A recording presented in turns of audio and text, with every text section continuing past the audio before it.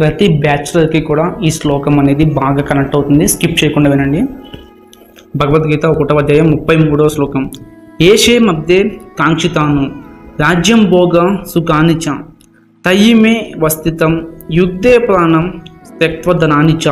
ఈ యొక్క శ్లోకానికి అర్థం ఏంటంటే, మనం ఎవరి కోసమైతే రాజ్యాలు, సుఖాలు, భోగాలు కోరుకుంటామో అలాంటి కుటుంబమే ఈ యుద్ధం తర్వాత నాతో ఉండదు అని తెలిసినప్పుడు ఆ భోగాల వల్ల, రాజ్యాల వల్ల, సుఖాల వల్ల నాకు కలిగే ప్రయోజనాలు ఏంటి కృష్ణ, నేను అవన్నీ కూడా ఎవరితో కలిసి పంచుకోవాలి, ఆ కుటుంబమే నాతో లేనప్పుడు ఇవి ఎన్నున్నా కూడా నాకు యూజ్ ఏంటి అనేసి అడుగుతున్నాడు.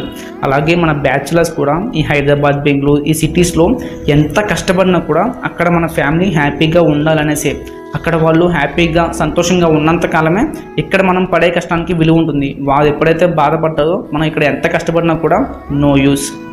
సో చిన్నగా కామెంట్ పెట్టండి, కనెక్ట్ అయ్యారనుకుంటే చిన్న